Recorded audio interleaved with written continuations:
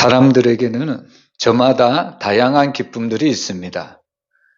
열심히 일을 해서 뭔가를 성취한 기쁨, 또 자기가 갖고 싶어 한 것을 뭔가 또 가지려고 하는 소유하는 기쁨, 그리고 사랑하는 사람을 만나서 결혼을 하고 가정을 이루고 또 자녀를 낳는 기쁨, 다양한 기쁨들이 있습니다.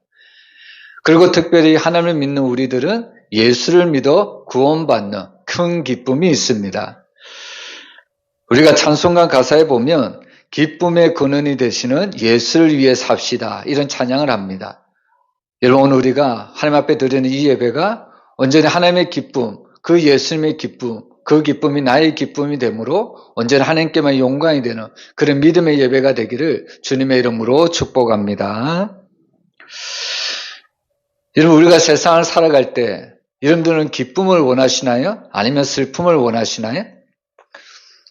여러분, 이 말은 정말 이 질문은 어리석은 질문이죠? 여러분, 이 세상을 살아가는 사람들에게 슬픔을 원하는 사람은 아무도 없습니다. 슬픔보다는 기쁨을 너무나도 좋아하죠?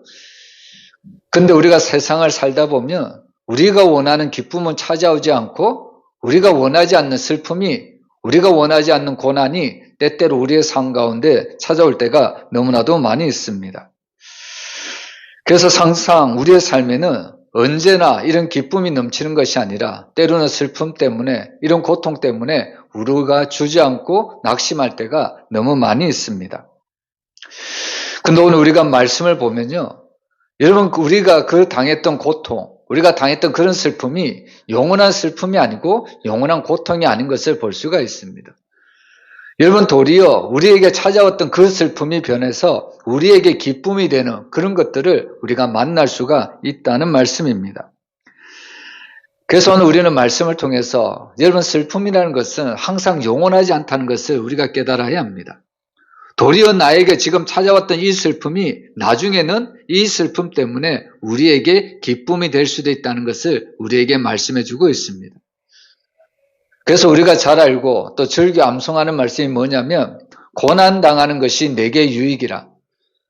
여러분, 세상 사람들에게는 이 말이 들리지 않겠죠? 어떻게 고난을 당하는 것이 내게 유익이라고 말씀을 할 수 있을까요?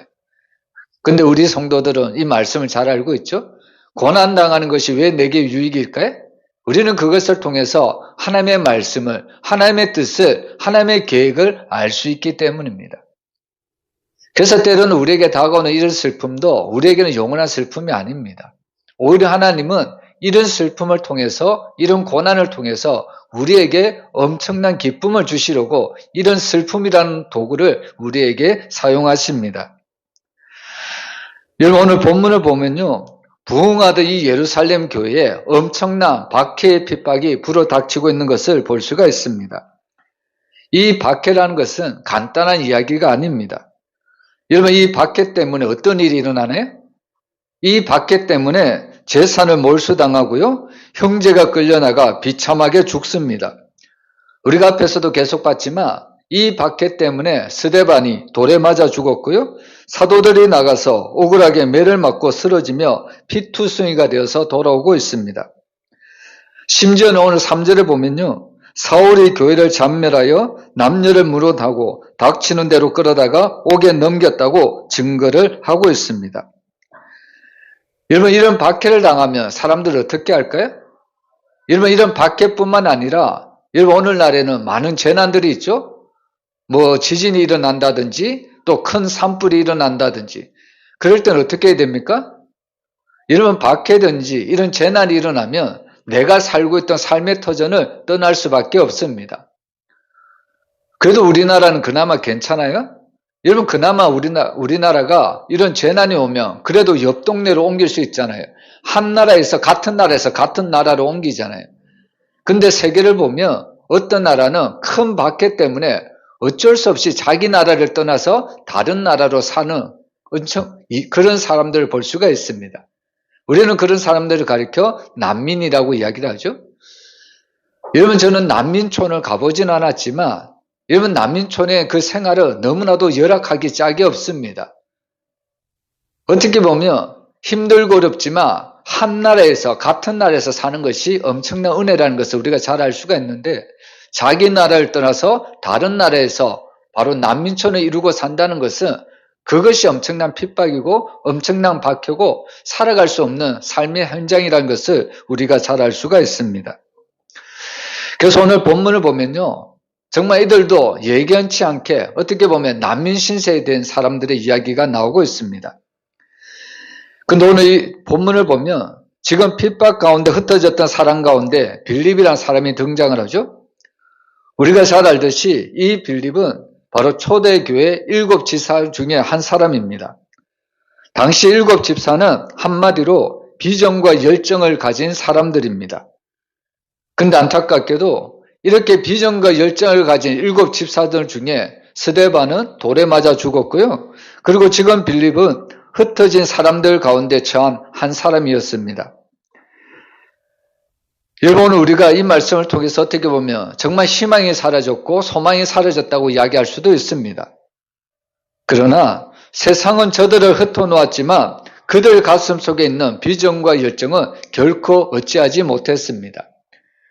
여러분, 우리에게 꿈이 있는 한, 우리에게 비전과 열정이 있는 한, 세상이 아무리 우리를 핍박하고 우리를 환난 가운데 몰아간다고 할지라도 비난과 열정이 있는 사람은 결코 무너지지 않습니다. 우리가 성경에 보면 수많은 믿음의 사람들이 나오죠. 여러분, 수많은 믿음의 사람들에게 많은 사람들이 핍박을 가합니다. 그럼에도 불구하고 그들은 결코 넘어지지 않죠. 그 이유가 뭘까요? 그들 안에는 비전과 열정이 불타고 있었기 때문입니다. 우리가 대표적으로 보는 요셉이라는 사람을 보면 엄청난 핍박을 당하죠. 그것도 가장 사랑하는 형제들로부터 바로 애굽이라는 바로 그 나라의 종으로 팔리는 엄청난 일을 당합니다. 그럼에도 불구하고 요셉은 좌절하지 않죠. 우리가 잘 알듯이 요셉을 부러워하는 것이 뭐냐면 요셉의 삶은 늘 형통이라는 단어가 따라다니고 있는 것을 보면서 우리는 요셉이라는 인물을 너무나도 부러워합니다. 근데 우리가 가만히 요셉의 삶을 살펴보면 여러분, 요셉은 너무나도 힘든 삶을 살았습니다. 자기의 사랑하는 형제들로부터 버림을 받았고요. 그리고 자기가 사랑하는 나라를 떠나서 다른 나라로 종으로 팔려갔습니다. 그리고 그곳에서도 그 종으로 팔려갔지만 열심히 그 보디바라는 집에서 섬겼는데도 돌아오는 것은 무엇이냐면 시기와 미움이었습니다. 결국 그 시기와 미움 때문에 감옥까지 갇히지 않습니까? 근데 놀랍게도 그런 가운데서도 요셉은 비전과 열정이 끊어지지 않았다는 이야기입니다. 여러분, 성경을 보면 이 요셉이라는 사람에게 늘 붙어 다니는 수식어가 형통이라는 단어가 붙어 다니는데 그가 왜 형통할 수밖에 없었느냐? 하나님이 늘 그와 함께 계셨다고 말씀합니다. 여러분, 형통이라는 단어는 세상 사람들이 어떻게 이해할까요? 내가 하는 일마다 잘 되고 내가 하는 일마다 성공하며 그 사람들은 형통이라는 단어를 씁니다. 근데 성경에 나오는 믿음의 사람들은 전혀 그렇지가 않습니다. 환경을 어떻게 보면 더 죽을 것 같은 그런 환경입니다. 그럼에도 불구하고 하나님이 그와 함께 계시니까 하나님께서는 그 모든 불의를 선으로 바꾸어 주십니다. 결국 형통이라는 단어는 하나님이 함께 하셔야만, 하나님이 함께 하시는 사람에게만 붙이는 단어였음을 볼 수가 있습니다. 여러분, 초대교회 7 집사들이 나오지만 여러분, 이 초대교회 7 집사님 그 심령 속에는 비전과 열정이 끊어지지 않았습니다. 심지어 스데반이 돌에 맞아 죽고 심지어 박해를 통해서 빌립이 사마리아 성으로 떠나갔고 도망쳤지만 그럼에도 불구하고 희망이, 소망이 사그라들지 않았다는 겁니다. 그래서 오늘 우리는 이 비전과 열정을 날마다 본받아야 합니다. 예수 믿는 모든 성도들도 우리 마음속에 바로 그 예수를 믿는 비전과 그 열정을 회복을 해야 된다는 말씀입니다. 근데 중요한 것은 무엇이냐면요, 이들이 박해를 받아서 흩어졌죠? 그런데 흩어졌다고 해서 다 되는 것이 아니라는 겁니다. 여러분, 불씨가 흩어져야 확산이 일어나는 거지 다 꺼진 잿덩어리들이 아무리 흩어져도 죄는 죄일 뿐이라는 겁니다. 여러분, 죄가 흩어져 봐야 능력을 발휘하지 못한다는 거예요. 여러분, 그러나 불씨를 흩었을 때 불씨가 또 다른 불을 붙이기 때문에 바로 능력이 되는 것을 우리가 알 수가 있습니다. 그래서 과연 우리가 흩어질 때 우리는 과연 무엇을 가지고 흩어져야 되느냐, 이것이 너무나도 중요합니다. 여러분, 이 땅에 세워진 교회, 지상에 세워진 교회는 두 가지의 큰 특징을 갖습니다. 여러분, 첫 번째 특징은 뭐냐면 초대교회의 가장 큰 특징은 모이는 교회였습니다. 모이는 교회. 여러분, 모이는 교회는 어떤 교회일까요? 바로 예배를 위해서 모이죠. 하나님 앞에 나와 예배를 하고 또 모일 성도들이 교제하는 그런 곳이 바로 참된 교회의 모습이라는 것을 우리가 알 수가 있습니다. 그래서 우리가 예배할 때 하나님은 우리에게 큰 기쁨을 주시죠. 그리고 예배하는 모든 성도들이 함께 교제할 때 우리에게 큰 기쁨이 넘칩니다. 바로 초대교회는 바로 이렇게 모였을 때 하나님이 주신 기쁨, 성도들과의 교제의 기쁨이 차고 넘쳤다는 겁니다. 그리고 두 번째로 지상의 교회의 특징은 뭘까요? 여러분, 지상의 교회는 모이는 교회이고 또한 두 번째 교회는 흩어지는 교회가 되어야 된다는 말씀입니다. 여러분, 우리가 흩어져야 될 때 잘 흩어져야 합니다. 여러분, 우리가 흩어질 때 그냥 세상적인 모임으로 전락해서는 안 된다는 거예요. 우리가 흩어졌을 때는 마찬가지로 우리가 모일 때와 마찬가지로 흩어졌을 때도 주 예수 그리스도의 이름으로 복음의 능력으로 우리가 흩어져야 된다는 겁니다. 근데 우리 안에 이런 복음의 능력이나 이런 예수 그리스도의 그 비전이 없이 그냥 세상적으로 흩어져 버리면 세상 가운데 아무런 영향력을 발휘할 수가 없습니다. 쉽게 얘기하면 우리가 예수의 불씨를 가지고 흩어져야 그 세상 가운데서도 바로 빛과 소금의 역할을 감당할 수가 있는데 그 복음의 열정이 없이 그냥 아무렇게나 세상에 흩어져 버리면 그냥 우리는 죄로서 아무런 영향력을 미칠 수가 없다는 이야기입니다. 그래서 오늘 전도자 이 빌립은 비록 박해 때문에 흩어졌지만 그 안에 복음의 열정이 있었기 때문에 그는 그 복음의 불꽃을 다른 지역으로 가서도 바로 그 불씨를 퍼뜨리고 있는 것을 우리가 볼 수 있게 됩니다. 5절에 보면 빌립이 사마리아 성에 내려가 그리스도를 백성에게 전파했다고 이야기를 합니다. 여러분, 빌립이 지금 어디로 갔습니까? 사마리아로 갔습니다. 여러분, 유대인들이 가장 가기 싫어하는 땅이 어느 땅일까요? 어느 땅이라고 생각합니까? 여러분, 유대인들이 가장 가기 싫어하는 땅은 사마리아 땅입니다. 왜냐하면 사마리아 땅은 유대인들이 생각할 때 더러운 땅이라고 생각을 하기 때문입니다. 여러분, 과거에 구약시대에 이 아수르가 북이스라엘을 멸망시키죠? 그리고 이 북이스라엘이 멸망을 당하고 아수르가 어떤 그 정책을 폈냐면 바로 아수르인과 바로 이스라엘 사람 간에 서로 결혼 정책을 펴서 바로 이 민족을 혼합을 시키는 그런 정책을 폈다는 겁니다. 그래서 이 아수르 사람들이 바로 사마리아 성으로 이주해 와서 그 사마리아 성에 사는 이스라엘 사람들과 서로 결혼하고 피를 섞습니다. 그때부터 이 이스라엘 백성들은 순수한 혈통이 아니라 이제는 이방인의 그 피가 섞여서 이제는 유대인들이 그 사마리아 사람들을 보면 너무나도 싫어했다는 겁니다. 여러분, 이스라엘 백성들이 그 갈릴리에서 그 예루살렘으로 올라가는 길을 보면 지름길이 있습니다. 근데 그 지름길의 중앙에 뭐가 있냐면 사마리아 땅이 있습니다. 여러분들 같으면 어떻게 하겠습니까? 가장 빠른 땅이 이 사마리아 땅을 통과하면 예루살렘에 제일 빨리 도착할 수가 있습니다. 그러면 여러분들 같으면 사마리아를 지나갈 것 같습니까? 아니면 안 지나가고 돌아서 갈 것 같습니까? 저 같으면 사마리아를 통과해서 빠르게 예루살렘에 올라갈 것 같습니다. 근데 유대인들은 이 사마리아 땅을 밟는 것을 지극히도 싫어했기 때문에 멀리 돌아가서라도 바로 이 사마리아 땅을 밟지 않고 갔다는 이야기입니다. 여러분, 우리나라 선교사님들 가운데도 종종 이런 말을 하는 선교사님이 있습니다. 하나님, 나는 세계 땅끝까지 어디를 가든지 복음을 전하겠습니다. 단 일본만큼은 못 가겠습니다. 이렇게 고백하는 선교사님들이 과거에 있었습니다. 왜 그럴까요? 우리나라 사람으로 치면 일본은 원수의 나라이잖아요. 다른 나라는 가겠지만 심지어 북한까지도 가겠지만 일본만큼은 못 가겠습니다. 그것은 과거에 일본이 우리나라에 대한 엄청난 박해를 바로 우리에게 일으켰기 때문입니다. 여러분, 이것은 마치 정통 유대인들이 사마리아 땅을 밟지 않겠다고 하는 것과 똑같습니다.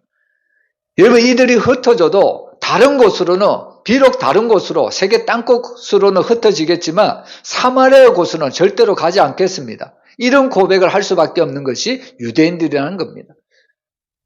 근데 오늘 본문을 보면 놀랍게도 이 전도자 빌립은 오늘 사마리아 성으로 들어가고 있습니다. 여러분, 어떻게 보면 이 빌립이 예루살렘에 큰 박해가 일어나서 어떻게 보면 사마리아 땅에 들어갈 수밖에 없는 그런 지경에 놓였을지도 모릅니다. 근데 우리가 알듯이 여러분, 오늘 이 유대인들은 이방 사람들의 집에 들어가지도 않고요. 그들이 이방 사람들과 음식을 나누지도 않고 또한 그 집에 이방인의 집에 들어가서 잠을 잔다는 것은 꿈에 꿀 수도 없습니다. 근데 지금은 워낙 핍박이 심하다 보니까 지금 이방 사람들 집에 들어가 바로 숨을 수밖에 없다는 겁니다. 근데 놀라운 것은 뭡니까? 어떻게 보면 어쩔 수 없는 환경 가운데 지금 빌립이 사마리아 성에 들어가잖아요? 근데 이 빌립이 사마리아 성에 들어갔는데 그냥 쟤처럼 아무런 것도 가지고 않고 이 사마리아 성에 들어갔을까요? 근데 놀랍게도 오늘 이 빌립은 어쩔 수 없는 상황 가운데 사마리아 성에 들어갔다고 할지라도 그 안에는 꺼지지 않는 복음의 불씨가 남아 있었습니다. 정말로 아이러니하게도 그 사마리아 성에 지금 빌립이 들어가 무엇을 전하냐면 복음을 전했다는 이야기입니다. 우리가 이 말씀을 생각하면 요나 이야기도 생각할 수가 있죠. 하나님은 요나에게 너는 바로 니느웨에 가서 복음을 전하고라고 이야기를 하죠. 근데 이 요나는 니느웨 성에 들어가기 싫어합니다. 왜요? 이 니느웨 성에 들어가서 복음을 전했다가 이 니느웨 사람들이 회개하고 복음을 듣고 하나님을 믿으면 그들이 모든 죄를 용서받을까 봐 요나는 그것을 극단히 싫어했다는 겁니다. 우리는 이것을 통해서 요나라는 인물이 어떤 인물인가를 알 수가 있죠. 여러분, 요나는 극단적인 민족주의자입니다. 여러분, 지금 우리나라에도 그런 표현이 있죠. 우리나라에 어떤 표현이 있냐면 여러분, 정말 보수 중에 정말 어떻게 보면 극복수가 오늘날 우리나라 사람들 중에 많이 있지 않습니까? 여러분, 요나가 어떻게 보면 극보수주의자 중에 한 명입니다. 다른 나라는 구원할지언정 원수에 된 니느웨만큼은 구원하기 싫다는 겁니다. 그래서 하나님의 명령이 무엇이고 또 하나님의 뜻이 무엇인지를 분명히 알면서도 하나님의 명령에 순종하는 것이 아니라 다른 길로 전역하는 것을 볼 수가 있습니다.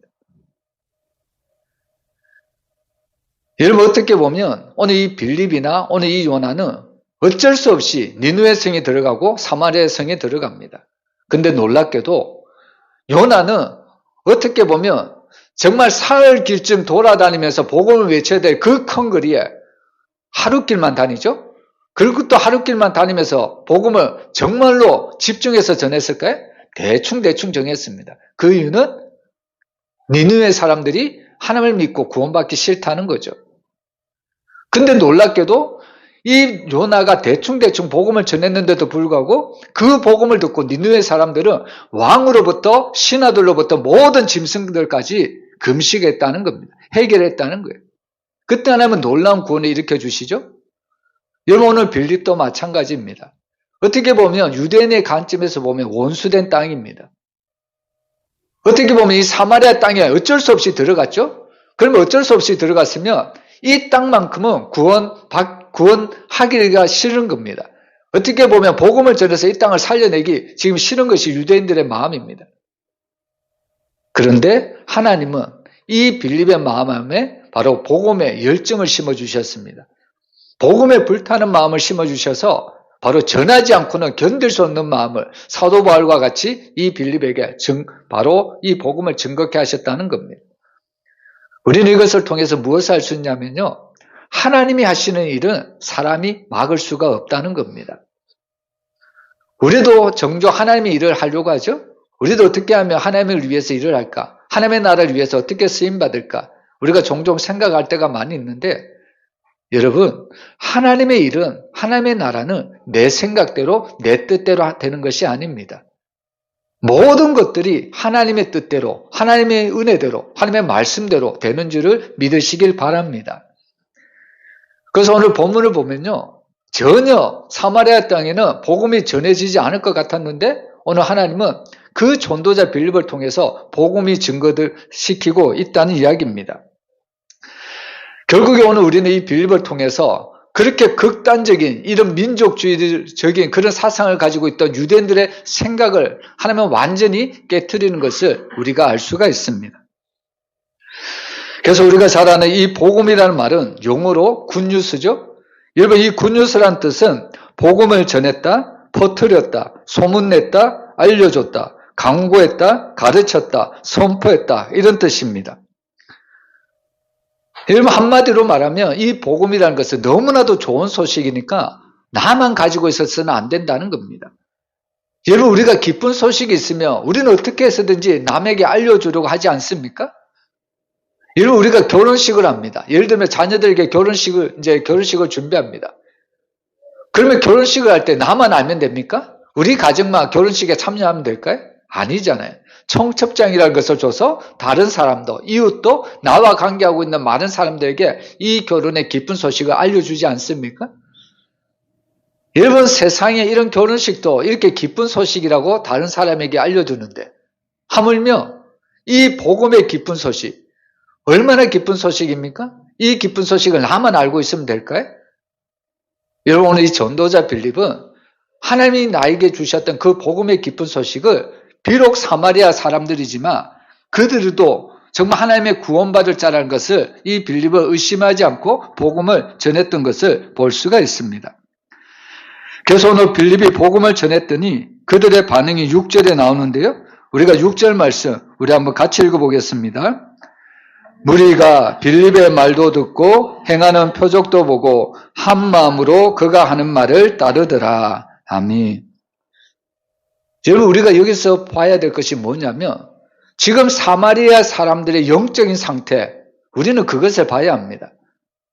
비록 이 6절 말씀에는 사마리아 사람들의 영적인 상태가 어떤 것인지 우리가 정확하게 알 수는 없지만 여러분, 이 사마리아 땅에 와서 빌립이 복음을 전하니까 오늘 사마리아 사람들은 이 빌립의 말도 듣고 행하는 표적도 보고 한 마음으로 그가 하는 말을 따랐다고 이야기를 합니다.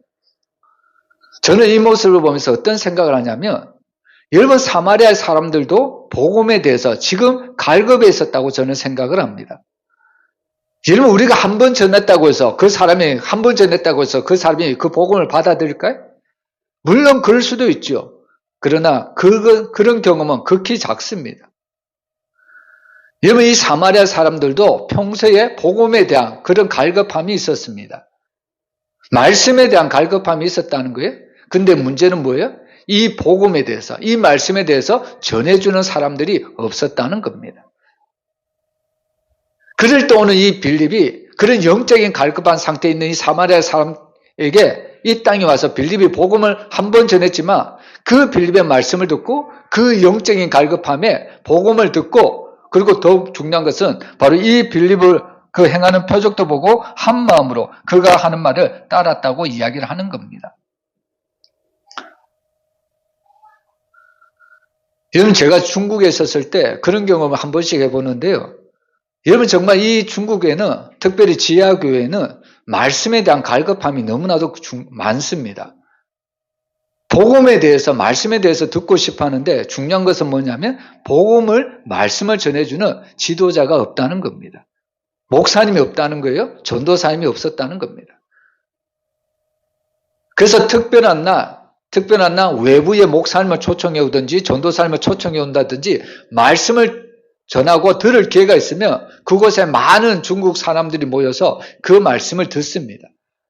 그리고 그 말씀을 들을 때마다 그들은 늘 아멘 아멘 하고 외친다는 겁니다. 여러분, 제가 주일날 오전에 보통 설교를 하는데 보통 이제 제가 동영상을 이렇게 편집을 해보면 한 40분이 이제 좌우로 이렇게 되더라고요. 설교하는 시간이. 근데 중국 성도들은 그 말씀을 들을 때 40분이 아니라요. 1시간, 2시간 그 말씀을 듣는데도 지루하지 않고 말씀을 들을 때마다 아멘, 아멘. 저는 그런 경험이 아직도 잊혀지지 않습니다. 그만큼 그 중국 성도들이 말씀에 대한 갈급함이 있었다는 겁니다. 그리고 그 말씀을 전했을 때 그 말씀을 마치 하나님의 말씀을 받아듣고 아멘 아멘 했다는 겁니다. 여러분 오늘 이 사마리아 성도들도 마찬가지거든요. 바로 이런 영적으로 이런 복음에 대한 말씀에 대한 갈급함이 있었을 때 하나님의 전도자 빌립을 보내서 복음을 전했을 때 이 사마리아 사람들은 그 빌립의 말을 듣고 다 따랐다고 순종했다고 이야기를 하고 있습니다. 그러면서 오늘 이 결과가 뭐냐면 8절에 보면 그들이 한 마음으로 복음을 믿고 따랐을 때 그 성에 큰 기쁨이 있었다고 이야기를 합니다. 제가 오늘 설교 서두에 많은 사람들이 다양하게 기쁨의 종류가 있다고 이야기를 했습니다. 근데 오늘 본문의 8절에 나오는 이 성에 큰 기쁨이 있더라. 이 기쁨은 일반 사람들이 느끼는 기쁨하고는 비교할 수도 없는 기쁨입니다. 한마디로 말하면 핵폭탄과 같은 메가톤급 기쁨이라는 겁니다. 여러분 우리나라 한국 국민이라면 2002년 잊지 않는 해이죠. 여러분 2002년 어떤 일이 있었습니까? 2002년 어떤 일이 있었죠? 월드컵이 있었잖아요. 이 월드컵, 이 축구가 하나 때문에 우리 대한민국이 하나가 되었고 그거 하나 때문에 4강에 들었다는 것 때문에 우리나라 국민들이 정말로 큰 기쁨에 서로 얼싸안고 춤을 추고 기쁨을 나누었던 것을 우리가 생각해 볼 수가 있습니다. 그래서 사실 우리는 이것을 보면서 기쁨을 싫어하는 사람은 아무도 없습니다. 여러분 저나 여러분이나 우리 어린아이들을 참 좋아하죠? 여러분 어린아이들 참 좋아하는데 어린아이 어떤 모습을 보고 여러분들 좋아하십니까? 저는 특별히 어린아이들이 방긋방긋 웃는 모습을 보면서 너무나도 좋아합니다. 그래서 때로는 아이를 키우는 것이 육아를 하는 것이 너무 힘들긴 하지만 그러나 그 육아하는 가운데서도 아이가 한번 방긋방긋 웃어주면 얼마나 기쁘고 얼마나 좋은지 모릅니다. 여러분 이처럼 우리에게 있어서 이 기쁨은 늘 회복이 되어야 되고요. 이 기쁨이 우리에게 있어야 이 슬픔도 우리는 기쁨으로 이겨나갈 수가 있다는 겁니다. 여러분 오늘 지금 빌립은 이 어둠의 땅인, 이 버려진 땅인, 이 저주받은 땅으로 알려진 이 사마리아의 복음을 전하자 온 성에 기쁨이 충만했습니다. 여기서 기쁨이 있더라는 있더라는 번역된 헬라어로 기노마이라는 단어를 썼는데 여러분 이 기노마이는 어떤 상태를 표현하는 단어가 아닙니다. 그냥 내 얼굴이 기쁘다 이런 표정을 이야기하는 단어가 아니라는 거예요. 여러분 여기서 말하는 이 기노마이는 바로 역동적인 현상을 나타내고 있습니다. 마치 우리가 바다에 가보면 큰 파도가 일어나죠. 그것처럼 우리의 기쁨이 우리 얼굴에 막 그냥 방긋하게 웃는 그런 기쁨이 아니라 우리의 기쁨이 누구도 주체할 수 없을 만큼 누가 나를 바라봐도 내 안에 큰 기쁨이 나타날 수밖에 없을 정도로 우리의 기쁨의 상태가 충만하다는 것을 나타내는 단어입니다.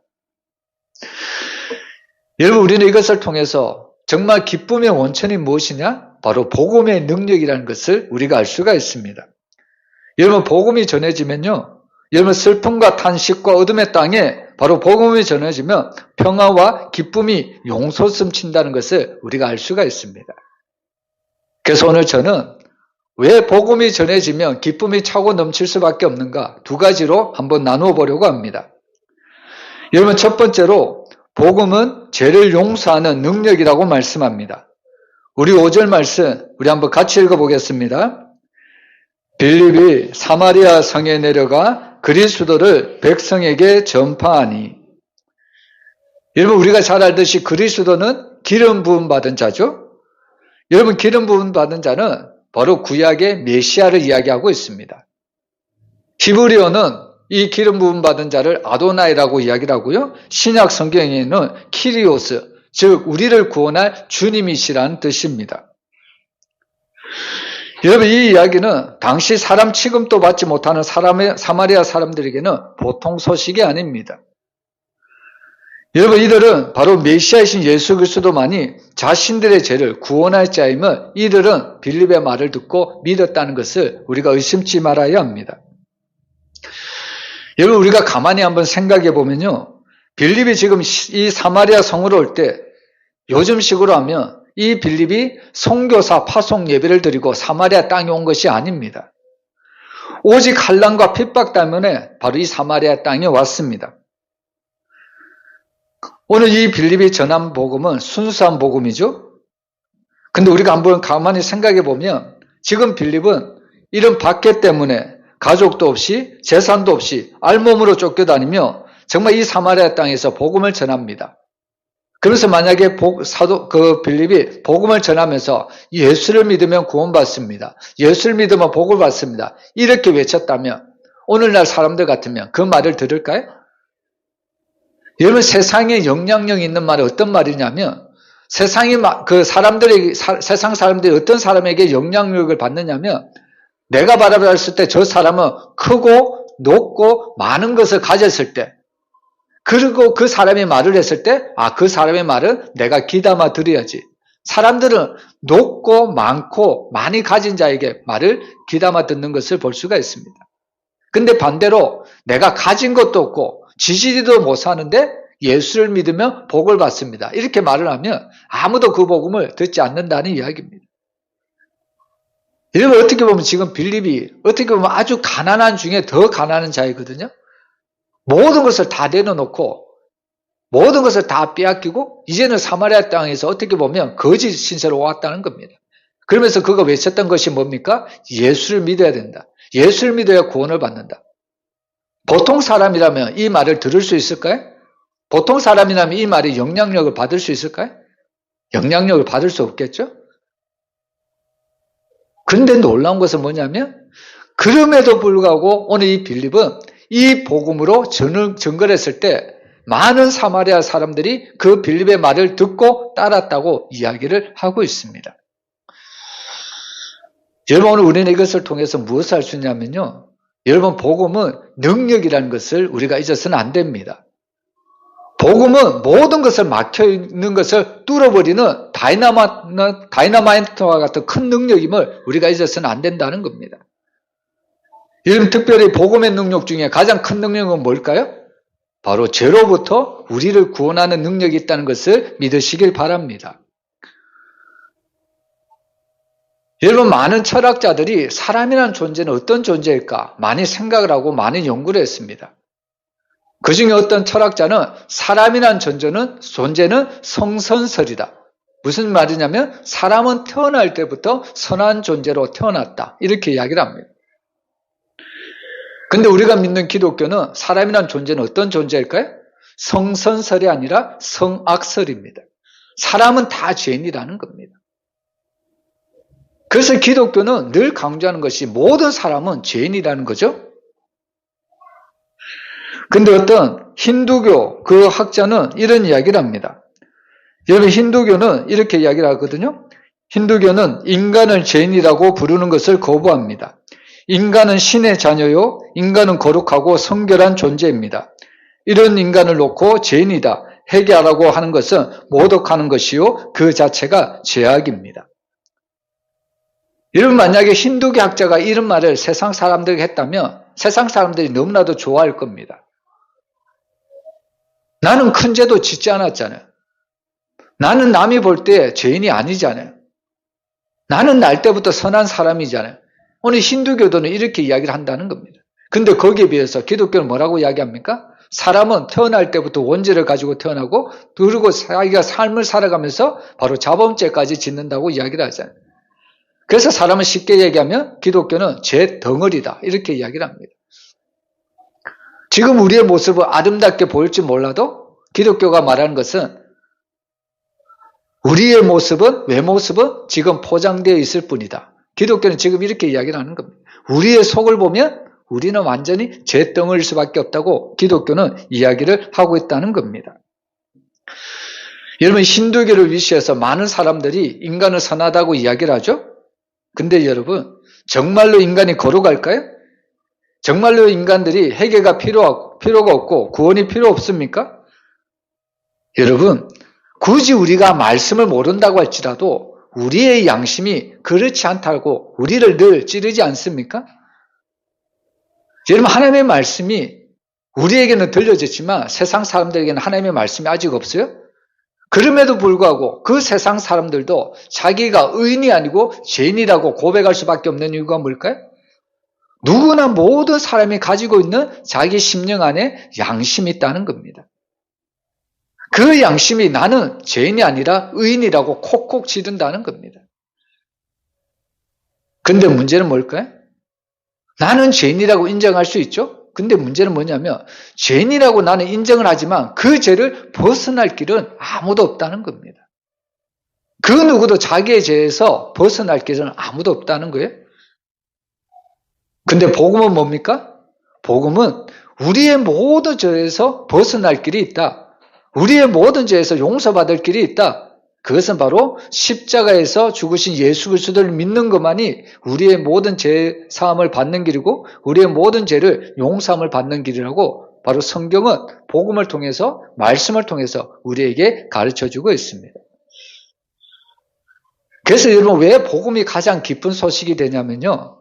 여러분 복음은 모든 인류가 처한 그 죄 문제를 해결할 수가 없는데 그리고 그 죄 때문에 다가오는 죽음을 누구도 해결할 수가 없는데 오직 이 복음만이 이 말씀만이 우리의 모든 죄를 해결해 줄 수 있고요. 우리의 모든 죽음까지도 해결해 줄 수 있기 때문입니다. 그래서 복음을 듣는 자들마다 우리에게 기쁨이 차고 넘칠 수밖에 없습니다. 여러분 이 기쁨이 보통 기쁨이 아니죠. 내가 죄 사함을 받고 죄 용서를 받았다는 것은 누구도 정말 말할 수 없는 큰 기쁨이라는 것을 우리가 깨달아야 된다는 겁니다. 여러분 우리는 오직 예수 그리스도의 십자가를 믿음으로 고백할 때 죄로부터 해방된다는 것을 믿으시길 바랍니다. 우리가 정말 이 복음을 듣고 죄 사함을 받았다는 것을 하나님이 우리에게 영원한 기쁨을 주셨다는 것에 대해서 우리는 늘 감사하며 살아가야 합니다. 여러분 왜 우리가 기뻐해야 되느냐? 바로 복음을 듣고 우리가 죄 사함을 받았기 때문입니다. 여러분 이 기쁨이 여러분의 삶 속에 날마다 충만하게 임하기를 주의 이름으로 축원합니다. 그리고 두 번째로 복음은 모든 질병을 치유하는 능력이라고 이야기를 합니다. 우리 사도행전 8장 7절 말씀 우리 한번 같이 읽어보겠습니다. 많은 사람에게 붙었던 더러운 귀신들이 크게 소리를 지르며 나가고 또 많은 중풍병자와 못 걷는 사람이 나으니 여기 보면 많은 사람에게 더러운 귀신들이 붙어 있다고 말을 하죠. 여기 붙어 있다는 말은 뭐 붙었다 떨어졌다 이런 의미가 아니라 여러분 이 붙었다는 단어는 바로 억눌림을 받았다는 이야기입니다. 흔히 우리가 잠을 잘 때 가위에 눌렸다 이런 표현을 쓰죠. 마찬가지로 이 당시에 귀신들에게 지배를 당해서 정말로 죄와 슬픔과 고통을 삶을 살아갈 수밖에 없는 정말로 엄청난 그런 고난의 사람들이 있었다는 겁니다. 근데 아무리 그렇게 악한 영이 그 사람을 사로잡고 있는다고 할지라도 복음이 들어오면요 예수님의 말씀 한마디만 선포하면 그 악한 영도 떠나갈 수밖에 없다는 것을 성경은 우리에게 말씀해 주고 있습니다. 그래서 사실 이 복음은 모든 죄사슬을 끊어버리는 놀라운 능력임을 우리가 깨닫게 된다는 겁니다. 여러분 오늘 7절에 보면 못 걷는 사람이 나오죠. 여러분 여기서 보면 이 못 걷는 사람은 바로 이 헬라어로 번역된 콜로스라는 단어는 선천적인 불구자라는 말입니다. 그리고 또 여기에는 중풍병자도 나오죠. 여러분 만약에 2000년 전에 이런 선천적인 그 병자들 그리고 이 중풍병자들 2000년 전에는 도무지 그들이 가진 의학 지식으로는 의학 기술로는 도무지 이들을 바로 고침이나 나음을 잊게 할 수가 없었습니다. 한마디로 말하면 그가 죽을 때까지 영원한 장애를 입고 살아갔다는 이야기입니다. 근데 놀라운 것은 오늘 이 빌립의 말 한마디에 그런 선천적인 장애를 가지고 있고 영원한 불구자인 이 중풍병자들도 이 그 사도 그 빌립 전도자의 말을 듣고 그 복음을 듣고 그들의 질병이 떠나가고 구원을 받았다는 사실을 우리에게 가르쳐주고 있습니다. 여러분 우리도 종종 그런 경험을 할 때가 있잖아요. 우리에게 육신의 질병이 찾아왔습니다. 근데 이 병이 어떻게 보면 불치병입니다. 근데 감사하게도 이 불치병이 어떻게 해서 나음을 입었습니다. 그러면 우리에게는 엄청난 기쁨이 찾아오는 거죠.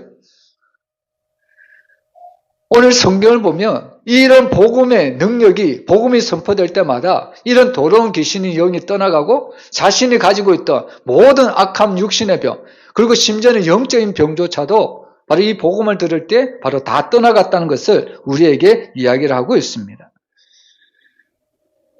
여러분, 저는 오늘 이 말씀을 보면서 정말 우리 사랑하는 성도들 가운데 특별히 이런 육신의 질병, 육신의 고통을 가지고 있는 성도들이 있다면 오늘 우리도 이 빌립처럼 복음의 말씀을 받아들이고 또 복음으로 선포할 때 우리를 묶고 있는 이런 더러운 질병들이 떠나갔으면 너무나도 좋겠습니다.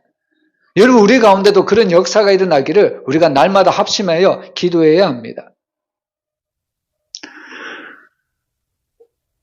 여러분, 오늘 이들이 병이 나은 것에 대해서 너무나도 기쁨을 가지고 있는데요. 그런데 오늘 이들은 이런 육신적인 기쁨을 가지기보다는 특별히 그 속에 있는 영적인 그런 질병들, 이 악한 영들로부터 치유받은 그 기쁨이 너무나도 컸다는 것을 우리가 잊어서는 안 됩니다. 여러분, 여기서 나았다는 번역된 헬라어 데라피오라는 단어를 쓰는데 여기서 이 나았다는 단어는 치유하다는 의미도 있지만 예배드리다 그런 뜻을 가지고 있습니다. 이 예배드리다는 뜻을 가지고 본문을 제가 다시 한번 읽어보면 또 많은 중풍병자와 못 걷는 사람이 하나님께 예배드리니 그 성에 큰 기쁨이 있더라. 이런 의미입니다. 여러분, 오늘 본문에는 육신적인 질병을 가지고 있는데 복음을 듣고 그들의 나음을 입고 예배를 드리는 가운데 고침을 받고 큰 성에 기쁨이 있었다고 이야기를 하죠.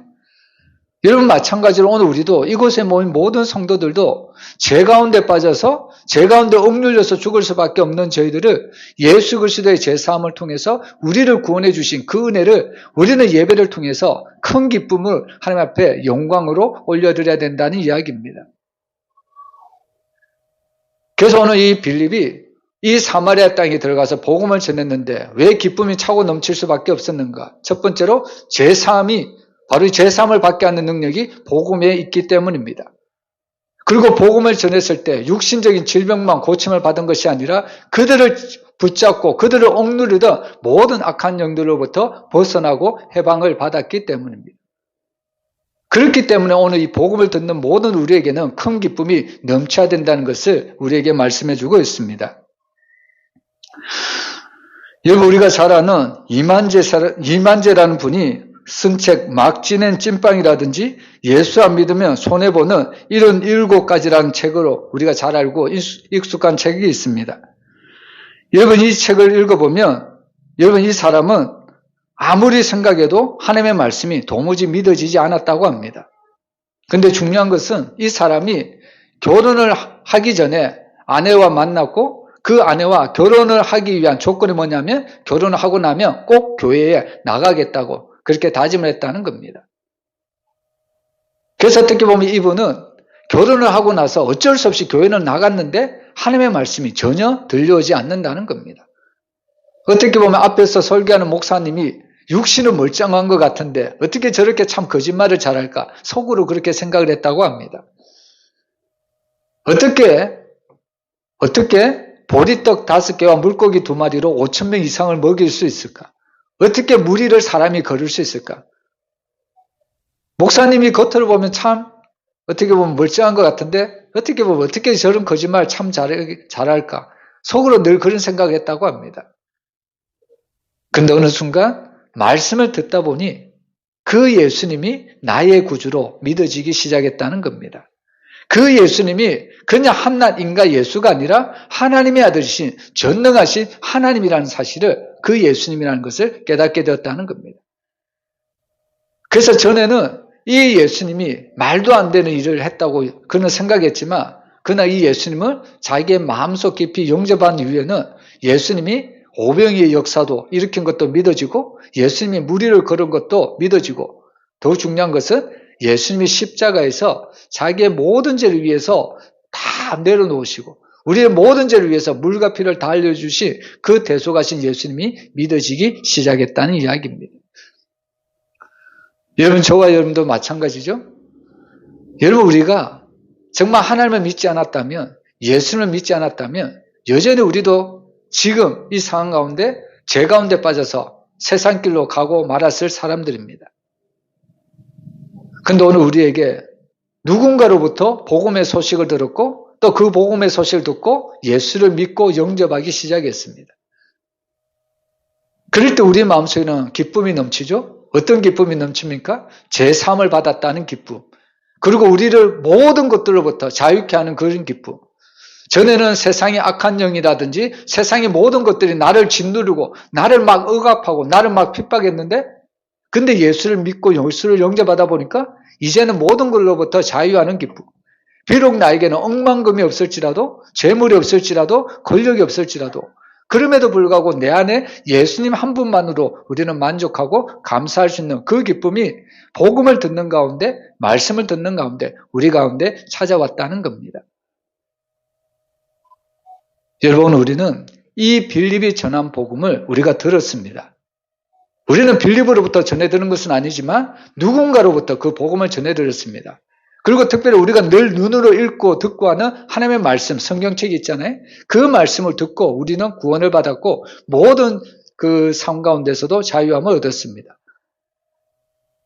여러분, 우리 가운데 이런 복음을 듣고 큰 기쁨이 넘친다면 오늘 우리도 여전히 믿지 않는 자들에게 그 구원의 기쁨을 나가서 그 기쁨을 전해줄 의무가 있고 책임이 있습니다. 여러분, 오늘 빌립은 어쩔 수 없는 상황 가운데 큰 박해 때문에 사마리아 땅에 내려가서 복음을 전했지만 그럼에도 불구하고 하나님은 그 복음을 통해서 큰 역사를 일으키셨던 것처럼 오늘 저와 여러분의 삶을 통해서 우리가 사는 삶의 현장 가운데서 우리가 복음을 전해서 여전히 어두운 가운데서 죽어가고 어두운 가운데서 질병으로 고통하고 신음하는 그 많은 사람들에게 복음의 큰 기쁜 소식을 전해주어 그들을 구원하는데 우리 모두가 쓰임받는 믿음의 성도들이 되시기를 주의 이름으로 축원합니다. 기도하겠습니다.